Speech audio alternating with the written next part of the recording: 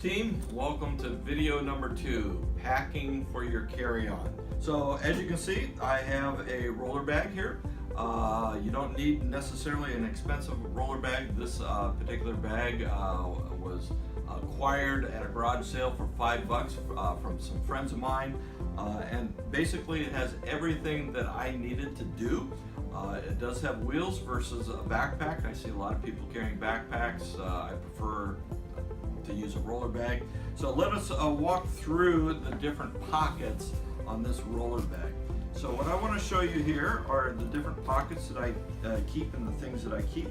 In this front pocket, I always keep a scale to weigh luggage, not only to use at the baggage counter, but also to work with some of our team members that may have purchased some items on the other side of the world and now want to carry them back. We want to make sure that all of our luggage is under the weight restrictions of the particular airlines. Also, I always keep a roll of red tape. As you can see, all of our bags are red taped in different locations so that we can readily identify them as our bags for our team. That's pocket number 1. Pocket number 2, have a couple things in here. So if you're going to the other side of the world, most likely you're going to be on an airplane from anywhere from 8 to 12 hours. And so you want to make sure that you're not just absolutely bored out of your mind. So what I do is I always bring a stack of reading material, magazines. I have books that I'm reading on my Kindles that I bring with me in another segment. This is what I call my ditty bag, and I want to go over this a little bit more in depth. And so basically, as you can see, it's color blue, so it stands out, so I won't leave it in the pocket in front of me. If you understand tiny houses are small houses with 200 square feet. Well, in my tiny house on an airplane, I'm like 2 feet by 2 feet. I'm going to be reading, I'm going to be eating, I'm going to be sleeping, and I'm going to be probably watching TV or listening to music. And so instead of getting up to the overhead bin every time, I have everything I need for an 8-hour flight here with me in my ditty bag that I place right in front of me in the seat pocket. So here is the pack as they have designed it. I think it's an incredibly useful pack. In here I have a number of different things. I have my SD card holder insert for my SD card. I have another SD card here for pictures. I have a thumb drive here. I have a pen here. I have more business cards. You saw my day pack that I also have business cards, but my day pack when I'm on an airplane is up there. It's not in front of me, and I've had some incredible conversations where I wanted to give a business card to my person sitting on my left or to my right and didn't have any business cards because they were up above. So I always carry business cards. Always carry the charger phone here. Always carry earplugs in case you get seated right next to one of those crying babies. Also carry some more post-it notes and my headphones. So that's in pocket number 1 of this ditty bag.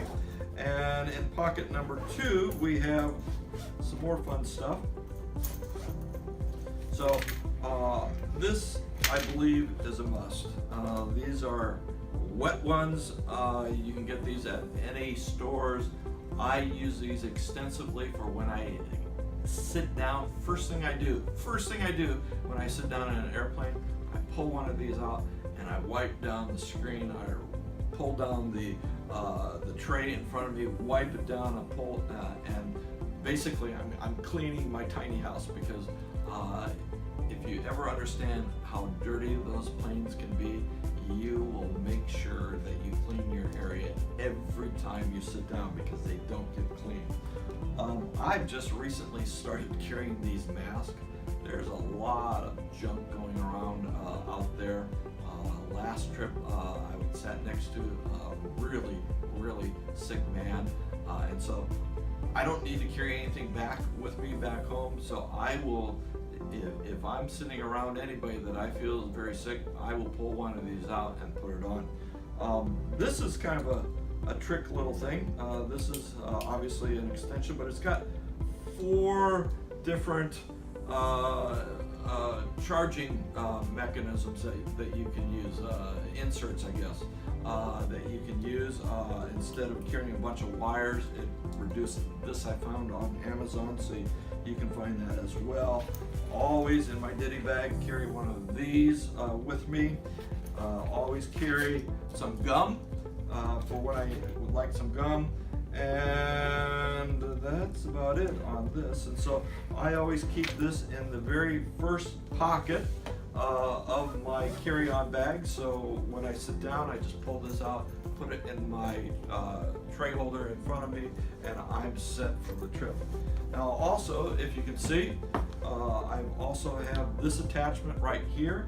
Basically this is just a clip that I bought at REI, and this is a sweater. I am constantly freezing on airplanes on some of these cross-cultural trips, and this is right there where I can get to it. It's typically facing me as I lift up the overhead bin, so whenever I get cold I just pop up there. In less than 5 seconds I can pull a sweater down and be comfortable. Alright, so that's pocket number 2. Let's see what's in pocket number 3 here. So pocket number 3, yes. So I have this bag, and I find this bag is very helpful for a couple reasons. This is my computer bag, and as you can see, I keep in my computer bag, I keep a wireless keyboard, I keep my small laptop computer. This is one of those detachable laptops that you can just pull off and it becomes a tablet. I like that a lot. And then also have the charger and a small travel mouse. Okay, so that's pocket number 3, and in pocket number 4, what do we have here? And we have one thing in pocket number 4, and that is my IT bag that I keep a lot of my IT stuff in. So again, it's from the same company, BUBM. They come up with some great organizational tools. It's got 2 pockets. Pocket number 1, I don't use extensively, but it's there. It's got a lot of different clips and pockets and zippers that you could use. And then this is what I like down here, because it organizes things fairly well. And so what I have here, another section of post-it notes. This I have as one of those new kind of tripods that bends around things. So if you're ever in a very creative place and you got a tree or a branch that you want to clip your phone to and take a video clip, that you can do that. Now this is something that I really like. What I like about this is the color. As you can see, this is, you're most likely not going to leave this in a wall. I've had a number of team members leave their black converters in the walls because they forgot about them and just glanced over them. The other thing I like about this is that it's got 4 USB ports, so you could virtually charge 4 different things off of this one converter at once. And the other thing that I really like about it is you can't really see that there, but that's a light. So oftentimes when you plug in a converter, it doesn't have a light on it. You don't know whether electricity is on or off because sometimes there's switches and sometimes there's not. So I have my converter here. Also in this pocket I have this little ditty, and basically this is just a chain. I've come into a number of situations where I've needed to lock things up on trains so that I can be peace and get some sleep. So I use this chain with one of my cable locks and just lock things to a post or whatever. And then in addition to that, over here we have 2 long cable locks that you could lock some additional things up. And so I use these quite extensively. We're going to talk a little bit more about this on the video clip I believe it's video number 4, technology for your trip. So we're going to talk a little bit more about how you can use these things. And then of course this is a little thing that you can put on your desk in your hotel room. Put your iPhone there, take out your Bluetooth keyboard and type away some notes or some journal entries, and you're in business.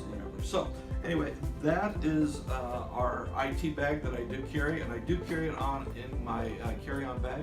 So I want to thank you for joining us one more time for packing for your international trip. This particular one was on your carry-on luggage. Now stay with us, because video clip number 3 is going to probably be the bulk of it. We're going to be talking about how do you pack for 14 days or 12 days, clothes, shoes, whatever. How are you going to do that with the least amount of weight? So stay with us on video number 3. Thank you much, and God bless you.